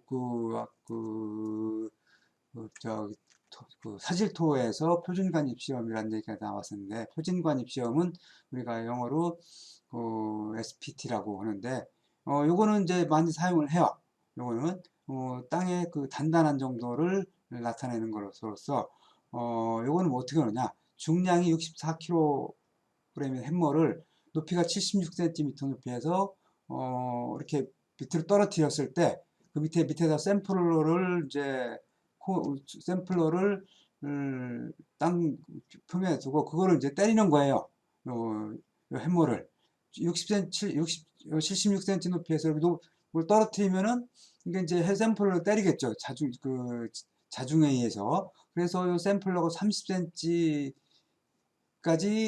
들어가는 데까지 몇 번을 때렸냐. 이걸 우리가 N 값이라고 해요. 그래서 N 값이 이건 뭐 한 번 딱 때렸는데 이게 30cm가 푹 들어가더라. 이건 어떤 상태? 굉장히 무른 상태죠. 그래서 근데 이게 30cm를 때려 넣는데 몇 번을 여러 번 때려가지고 간신히 뭐 30cm가 들어가더라. 그러니까 보통 이런 데는 50회 이상이다. 그러면 이거 굉장히 단단한 집안이 되죠. 그래서 이거를 우리가 이제 N 값을 가지고 보통 뭐 지질 주상도라고 하는데 지질 주상도 거기에 이제 깊이별로 N 값을 표기를 해줘요. 그래서 뭐 지표면에는 이제 밑으로 내려갈수록 N 값이 더 높아지겠죠. 그래서 이 N 값 갖고 우리가 이제 이 집안은 무른 집안이다 아니면 뭐 단단한 집안이다 판단을 해요. 이거 가지고 그러니까 같은 뭐 모래 집안이다 하더라도 이런 N 값이 크고 작고 차이가 있어 가지고 그래서 이 집안에는 기초를 예를 들어 10층짜리 건물을 지으려고 그러는데 기초를 어느 깊이까지 파야 되겠다는 걸 설계할 때 판단을 해요. 표준 관입 시험에 요 N 값 같고, 그래서 요거는 여러분들이 좀 이해를 좀 해야 될 것 같고, 그 다음에 콘 관입 시험, 뭐 베인 테스트, 스웨덴식 사운딩 시험 이런 것들은 이런 용어가 있나 보다, 뭐 이렇게만 여러분들이 알고 있으면 될 것 같아요. 뭐 콘 관입 시험은 콘이 뭐야? 콘이 꽃갈처럼 생긴 게 콘이죠. 콘을 뭐 땅속에 그 관입하는 시험. 그다음에 베인 테스트는 여기 이제 보다시피 뭐 베인 십자로 된 베인을 땅속에 넣고 이거를 회전을 시켜서 이게 저항이 얼마나 되느냐 이걸 보는 건데, 이 십자로 된 베인을 땅속에 넣고 돌리면 어떻게 돼? 잘 돌아가겠어요? 안 돌아가겠어요? 안 돌아갔죠. 일반 땅에는. 그러니까 굉장히 무른 땅에서 놓고 오는 거기 때문에 연약 점토 지반, 뭐 뻘층이라든가 뭐 이런 데서나 쓰죠. 그래서 이런 뭐 이런 방법이 뭐 있다는 정도만 알면 되겠어요. 용어만 좀 머릿속에 두고 이런 것들이 사운딩이다, 이렇게 이해를 하시면 될 것 같아요. 그 다음에 이제 보링. 우리가 가장 많이 사용하고 있는 지질조사 방법이 보링이에요. 보링은 기계를 사용해서 지중해 구멍을 뚫어 굴진 속도와 굴진 중의 반응 및 파낸 찌꺼기와 흐트러지지 않은 상태로 채취한 대표 시료. 그러니까 땅에다가 그러면 구멍을 뚫으면 그냥 안 뚫어지죠. 그 땅 속에 있는 그 흙을 이제 위로 올려야 되죠. 그래서 올리다 보면은 이게 땅이 돌아가는 속도, 그 다음에 땅속 깊이에 따라서 거기서 이제 나오는 흙들이 어떤 흙들이 나오냐, 뭐 자갈이 나오냐, 모래가 나오냐, 암이 나오냐, 이런 거를 이제 보고, 그 다음에 그 지하수가 어디부터 물이 나오느냐, 이런 것과 이런 걸 이제 조사를 하기 때문에 제일 많이 사용하는 방법이 보링이다. 보링이에요. 그래서 그런 것들이. 그래서 보링 심도는 응력이 작용하는 범위까지, 깊이까지, 뚫고, 그 다음에 기초폭이 2배 이상, 2배 이상, 기초가 만약에 뭐 2m다 그러면 2배 이상 4m 깊이까지 이 보링을 깊이까지 한다. 이렇게 이해를 하시면 될 것 같고, 자, 보링은 방법은 오거식이 있고 회전식이 있는데, 뭐 비슷한 방법이에요. 결국은 이제 오거 장비 이제 이걸 오거를 회전해서 땅 속에 이제 집어넣고 이제 빼내면서 하는 거예요.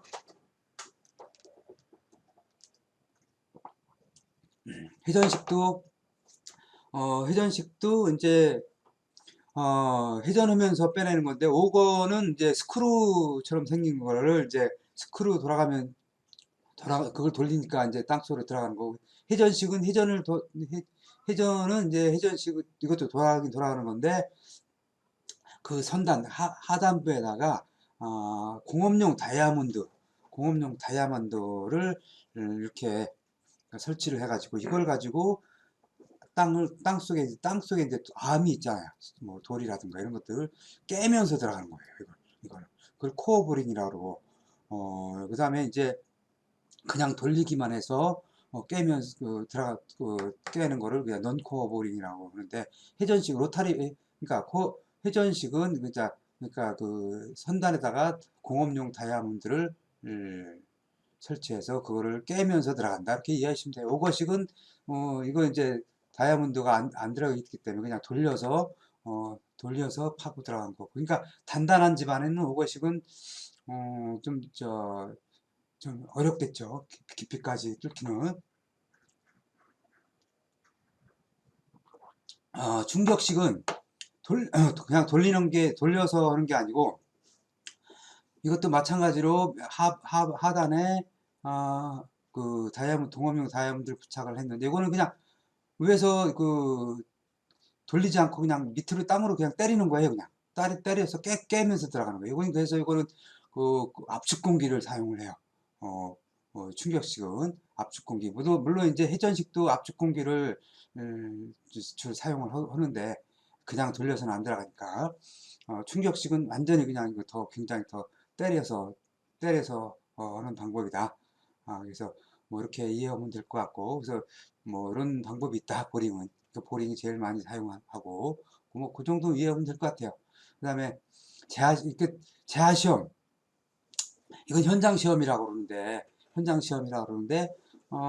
재하 시험은 땅 위에다가 실제로 기초를 설치할 땅 위에다가 하중을 두어서 얼마만큼 이게 그 땅이 받아주느냐, 이걸 시험하는 걸 우리가 평판 재하 시험이라고 그러고, 말뚝 재하 시험은 이제 그 기초를 설치하기 위해서 연작 집안이라서 땅을 그렇게 그 땅만 파가지고서는 도저히 이게 그 땅이 견딜 수 없다. 그러면은 이제 우리가 말뚝 기초라고 그러는 말뚝 기초라고 해서 콘크리트 말뚝이라든가 강제 말뚝을 땅속 깊이 안반까지 박아요. 박고 난 다음에 이제 그 말뚝이 제대로 그 하중을 받아줄 수 있는지 말뚝 위에다가 이렇게 하중을 두어서 시험을 해서 확인하는 시험이에요. 그래서 이걸 말뚝 재하 시험이다. 이렇게 해요. 저기 재하 시험에는 평판 재하 시험 있고 말뚝 재하 시험이 있어요. 자, 그 다음에 이제 흙에서 가장 사고가 많이 나는 것들이 어떤 것들이 있느냐. 물론 이제 기초 집안이 약해서 구조물에 영향을 주고 주는 뭐 동결융의 그런 현상도 있고, 하지만 일반적으로 가장 많이 그 피해를 주는 것들이 전단력이 그 저하로 인해서 경사면이 그 붕괴되는 이런 사고들이 많이 나요. 그래서 아까 얘기했지, 봄철에 뭐그 겨울에 녹았다가 겨울에 얼었다가 봄에 녹으면서 흙막이 부분이라든가 아니면 경사면이 이렇게 무너져 내려서 그 밑에서 이제 뭐 구조물이라든가 아니면은 사람이 매몰된다든가 이런 사고들이 많이 나요. 그래서 이런 사면이 굉장히 중요해요. 그래서 이 사면의 안정에 대해서 우리가 알아봐야 돼요. 그래서 사면의 위험성은 아까 얘기했듯이 사면이 그 전단 강도를 이루면서 무너지는 걸 우리가 무너지는 현상이 무너짐으로써 사면이 위험하다. 그래서 붕괴가 많이 발생을 한다. 사면이 물론 여러 가지 지난 여름처럼 산사태도 사면의 붕괴라고 볼 수가 있겠죠.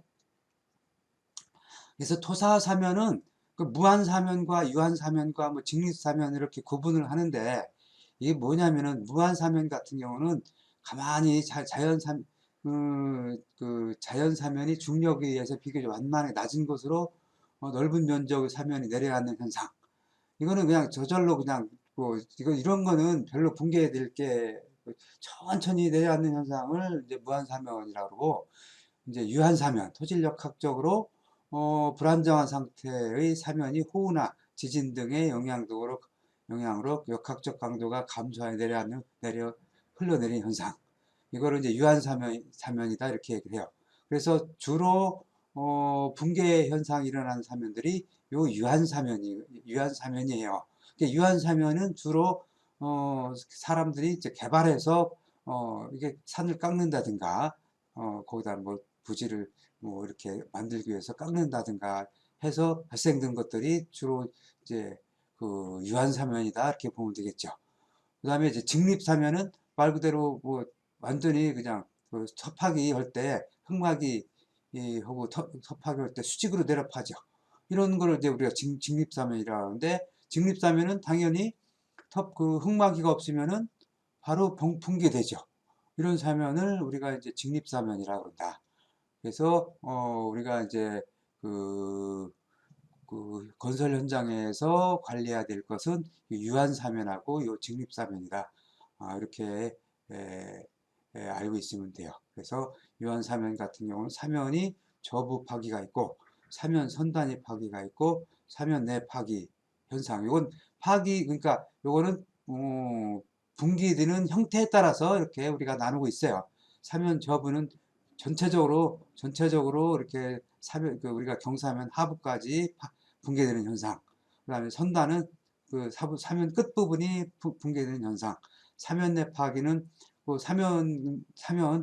사면과 경사면이 그 경사면이 이루어지는 그 부분만 파괴되는 현상을 우리가 이제 이렇게 나눠진다 이렇게 이해를 하면 될 것 같고요. 요거 이제 그림으로 좀 설명을 해줘야 되는데, 이게 지금 그 비대면 수업하다 보니까 이건 대면 수업 할 때 다시 한번 여러분들한테 설명을 하는 걸로 할게요. 안반 사면은 그럼 어떻게 파괴되느냐? 안반 사면은 안반의 결에 따라서 암은 보통 이제 수직으로 이렇게 파도 암은 뭐 이렇게 붕괴될 일이 별로 없죠. 그러니까 절벽 같은 경우가 그대로 있는 경우 그대로 붕괴 안 되고 있는 게 이제 그 암이기 때문에 그렇죠.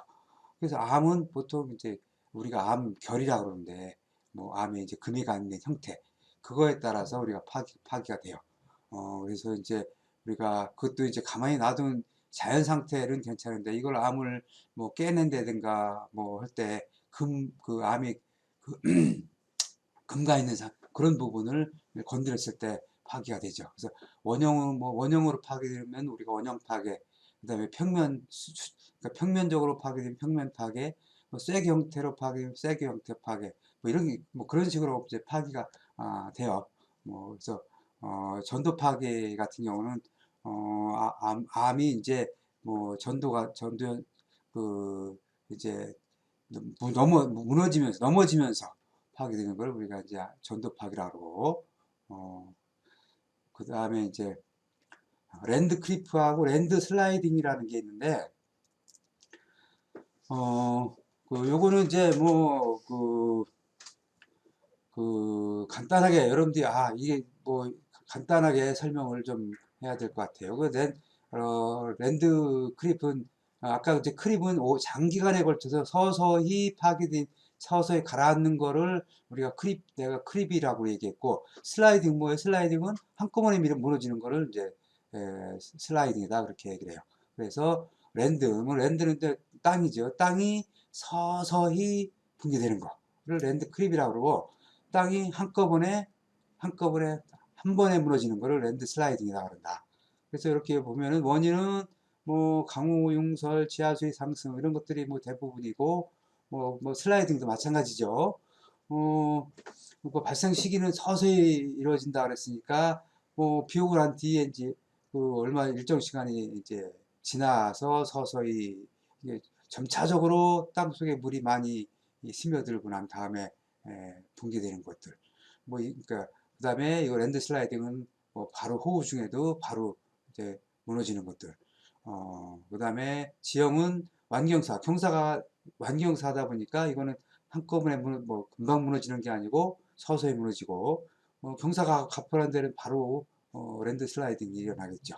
어, 발생 속도는 마찬가지로 서서히 생기는 게 이제 랜드 크리프고, 순식간에 발생되는 게 랜드 슬라이딩이다. 규모는 대규모로 발생되는 게 랜드 크리프고, 서서히 발생되는 게 이제 부분적으로 발생하는 게 랜드 슬라이딩이다 이렇게 이해를 하면 되는데, 이거는 뭐 자주 나오는 것 같진 않아요, 문제. 그러니까 그냥 여러분들이 그냥 용어에 대해서 그냥 이런 게 있었다 하는 정도로만 봐도 될 것 같아요. 이거는 랜드 크리프하고 랜드 슬라이딩은 뭐 사면 붕괴, 경사면의 붕괴 원인은 뭐 여러 가지가 있죠. 그래서 경사면의 붕괴 원인이 어떤 것들이 있느냐 이렇게 나왔을 때, 이런 게 그렇게 나왔을 때 여러분들이 이제 고를 줄을 알아야 돼요.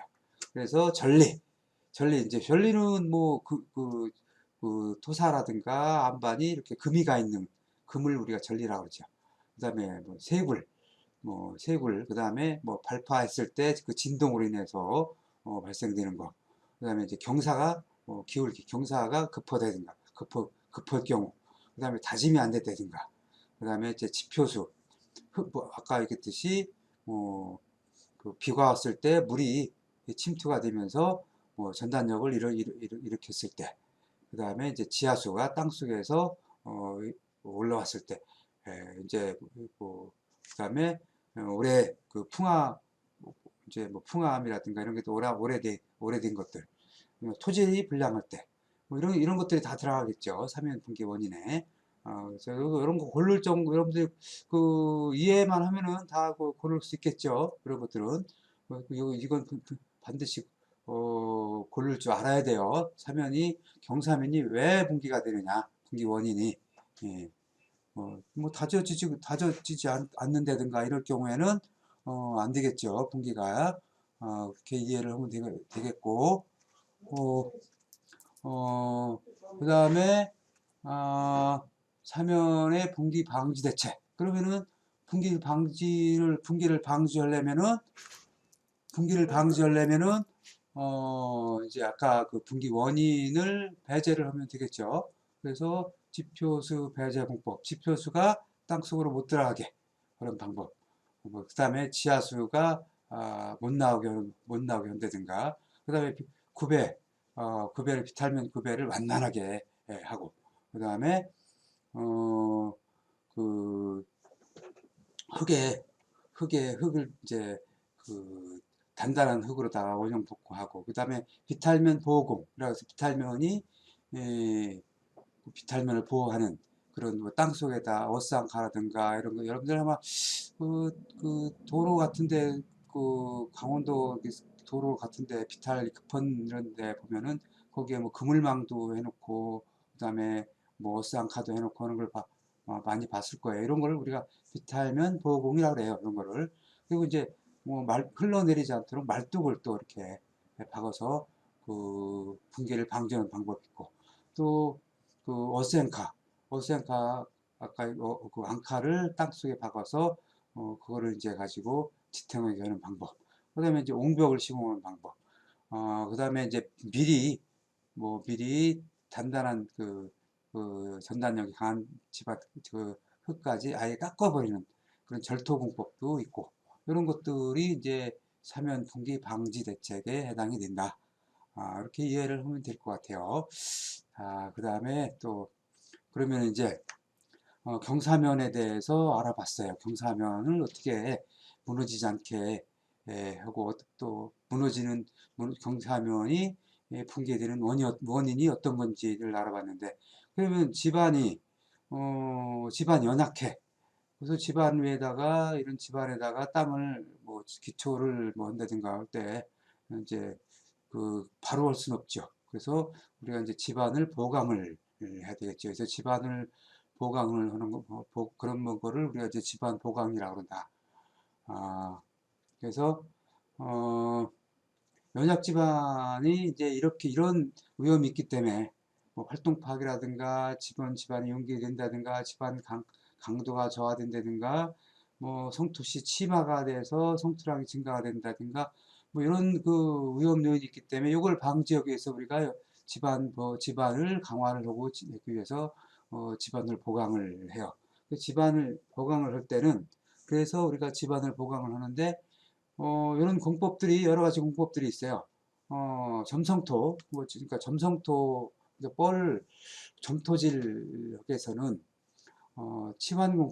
치환공법은 결국은 흙을 바꾸는 걸 우리가 치환이라고 그러죠. 바꾸는 걸. 그래서 아예 그 연약 지반을 걷어내고 거기다가 단단한 흙을 갖다가 메꾸는 이런 공법을 우리가 치환공법이다. 그리고 치환공법은 풀착치환은 말 그대로 장비로 땅을 파내고 다시 바꾸는 거고, 그다음 미끄러운 치환공법이 있는데, 이런 것들은 이제 경사면 같은 경우는 위쪽에 이제 일부러 이제 사면을 붕괴를 일으킨다든가 해서 연약 지반을 합으로 밀어버리고 바꾸는 방법. 그 다음에 이제 폭파 치환은 이제 그 연약 지반에다가 다이나마이트라든가 이런 걸 이용해서 폭파하게 되면은 이제 그 연약 지반이 이제 그 옆으로 이제 퍼지겠죠. 그러면 이제 거기에다가 모래라든가 뭐 좋은 흙 갖다가 치환하는 공법. 이런 걸 우리가 이제 치환 공법이다. 그러니까 결과적으로 치환 공법은 바꾸는 거다. 좋은 흙으로. 그렇게 이해를 하면 되겠고, 그 다음에 이제 안밀공법. 안밀은, 이렇게 그 압력을 주는 거를 우리가 무거운 거를 갖고, 이렇게 누르는 걸 안밀이라고 그랬죠. 그래서 이걸 이제 이런 공법을 안밀공법이다. 그래서 이런 안밀공법에는 선행제하공법이 있고, 그 다음에 비탈면, 사면, 선단제하공법이 있고, 압성도공법이 있는데, 결국은 이거는, 다 똑같은 얘기예요. 이게 안밀공법은. 선행제하는 이제 도로에서 주로 사용을 하는데, 도로를 쭉 그 연약지반을 시공을 할 때, 안밀공법은 흙을 갖다가 싸서 그 흙의 무게로 안밀을 한다 그랬죠. 그래서 이 짚으면 우리가 이제 그 도로를 공사한다. 그럼 도로 그 높이보다 한 4, 5m를 높게 흙을 쌓아요. 쭉 쌓아놔. 그래 놓고 한참 기다려. 몇 개월. 몇 개월 기다리면 그 흙 무게로 인해서 저절로 단단하게 다져져요. 그리고 이제 나중에 흙 걷어낸 다음에 거기를 이제 또 로라라든가 뭐 자갈을 깔고 이렇게 해서 하는 방법.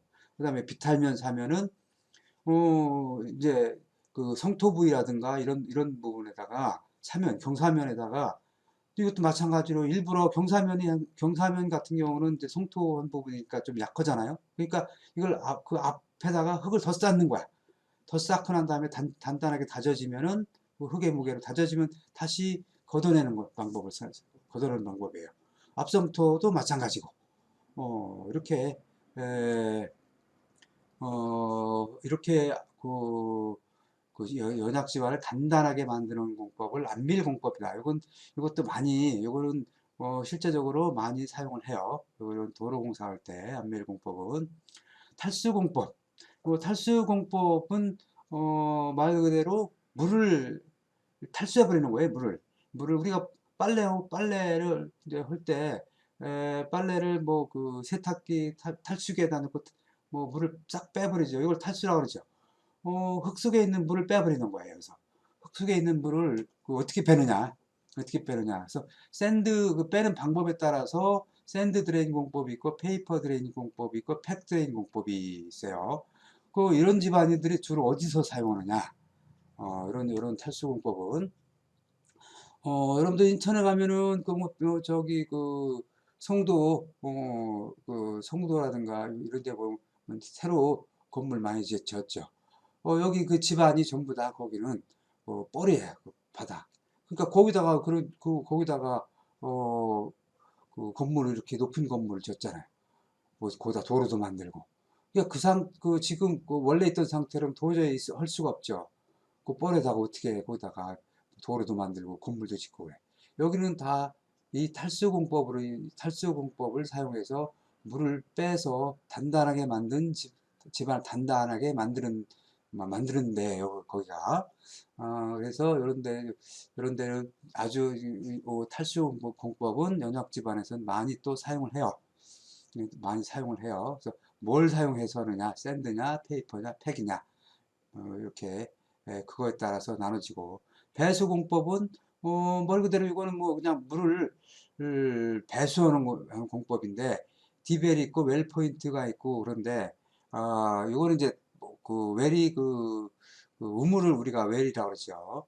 뭐 깊게 우물을 파서 거기에 이제 물이 고이면은 물을 뽑아내서 하는 걸 이제 배수공법이라고 하고, 웰 포인트는 이제 강제적으로 땅 속에다가 뭐 파이프라든가 이런 걸 박아서 거기서 강제적으로 물을 이제 뽑아내는 거를 웰 포인트 공법이다 그래요. 그래서 결국 뭐 디벨이나 웰 포인트 공법이나 뭐 같은 의미이긴 한데, 디벨 공법은 이제 자연적으로 물이 고이면 뽑아내는 거고, 웰 포인트는 강제적으로 물을 빼내는 거를 우리가 웰 포인트 공법이다. 이렇게 해서 땅 속에 있는 물을 빼내는 공법을 배수 공법이다. 이렇게 해서 해요.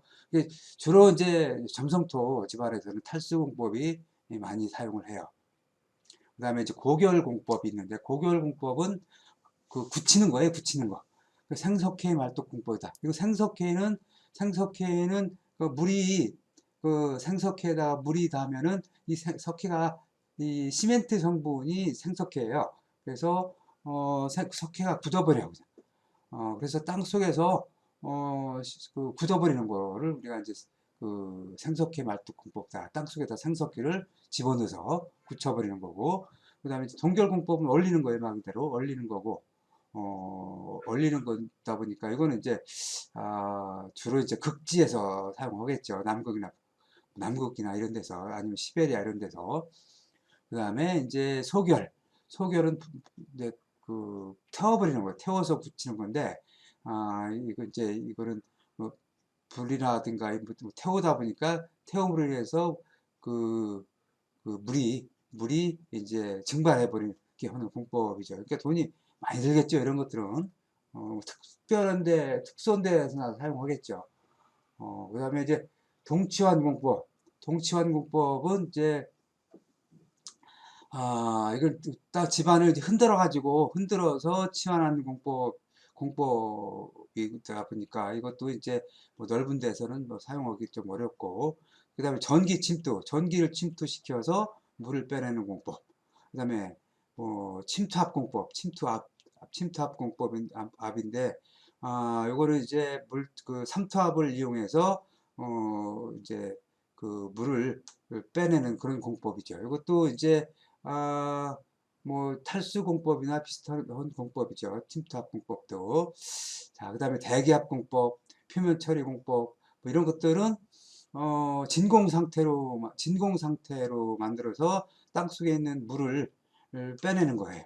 그러니까 이거 진공 상태로 만들려니까 이거 뭐 엄청 뭐 진공펌프가 많이 필요겠죠. 이런 것들은 이런 게 있나 보다 하는 정도만 알면 될 것 같아요. 이거는.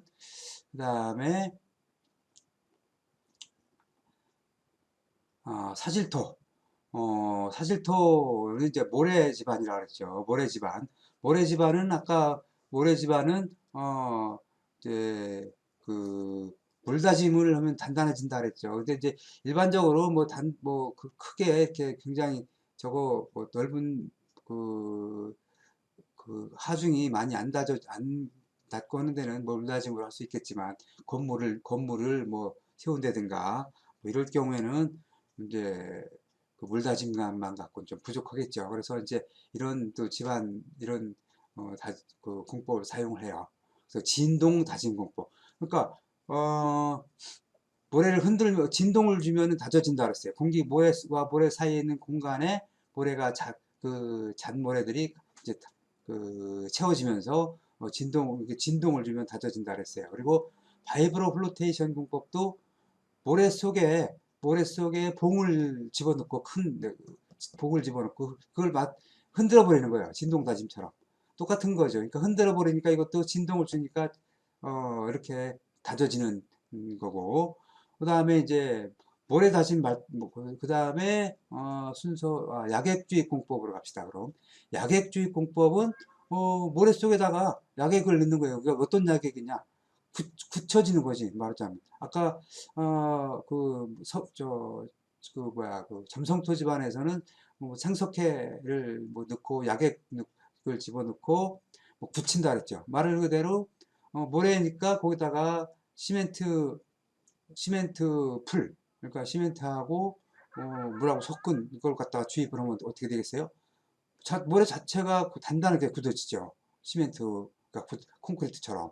이제 이런 공법을 우리가 약액주입 공법이다 그러고, 전기 충격 공법은 뭐 이것도 모래다 보니까 충격을 전기로 주어서 그러니까 진동 대신 전기로 주어서 충격을 주어서 다지는 공법이라고 그렇게 보면 되고, 그다음에 폭파 다진 공법은 이것도 그 다이나마이트라든가 이런 폭약을 사용해서 폭발을 시킴으로 해서 이것도 충격을 이렇게 진동을 줌으로써 다지는 공법이. 통다짐도 마찬가지로 이것도 뭐 전체적으로 이제 때린다든가 흔들어줘서 다짐을 하는 거. 모래다짐 말뚝공법은 이제 마지막으로 모래다짐 말뚝공법은 모래를 갖다가 계속 이것도 다져주는 거예요. 이거 이제 장비로 다져주는 공법을 모래다짐 말뚝공법이다. 그러니까 전체적으로 사일토 공법은 모래를 흔들어서 진동을 줘서 다지는 공법을 사용을 한다. 이렇게 보시면 돼요. 그래서 이제 그 다음에 배수공법이 있는데 이거를 이제 어, 물을 빼내는 공법을 배수공법이다 이렇게 보면 돼요. 지하수가 있어서 물을 빼는 공법을 이제 중력배수다. 그러면 물이 위에서 밑으로 흐르잖아요. 그러니까 집수정, 그러니까 물을 이렇게 모아서 한 군데로 모아서 이렇게 빼는 공법을 우리가 이제 중력배수라고. 그다음에 이제 강제배수는 뭐 이것도 마찬가지고 이제 그 이것도 물이 이제 모으면은 펌프로 퍼내는 거, 퍼내는 거를 강제 배수. 뭐 영구 배수는 영구적으로 물이 저기 이것도 뭐 강제 배수나 똑같은 건데 영구적으로 물을 뺄 수 있게 하는 방법. 뭐 이런 복수 공법 이런 것도 있어요. 이런 것들이 이제 물을 빼내는 공법이다. 이렇게 여러분들이 이해를 하시면 되고, 자, 그 다음에 이제 차수 공법. 차수 공법은 배수는 물 빼내는 거를 이제 배수라고 했고, 차수는 물을 막는 공법을 차수 공법이라고 그래요. 그래서 흙막이 중에서도 이거 이제 시트 파일이라든가, 그 다음에 쥐얼식 공법을 사용할 때 물을 막는 공법을 주로 사용을 하죠.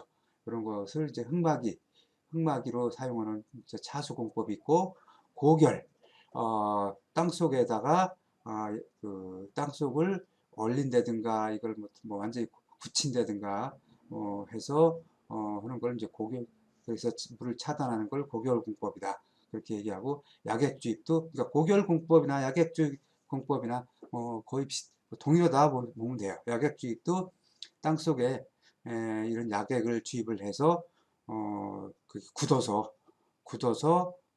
물을 차단하는 이런 공법을 우리가 차수공법이다 이렇게 얘기를 하고 있어요.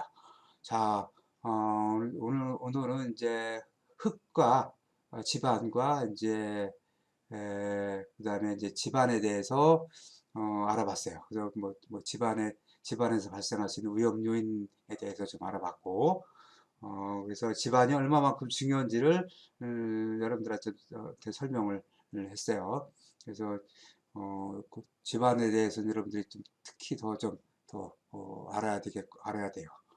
어, 여러분들 끝마치기 전에 아마 이제 그냥 이제 코로나가 점차적으로 줄어들어서 이번 학기 하반기 중간고사 끝나고 난 이후로는 아마 학교에서 대면 강의가 할 수 있지 않을까 싶어요. 그래서 중간고사는 아마 8강 때 8주차 때 중간고사가 7강인지 뭐 7주차인지 8주차인지 모르겠는데 학교 스케줄에 맞춰서 하기로 하고, 문제는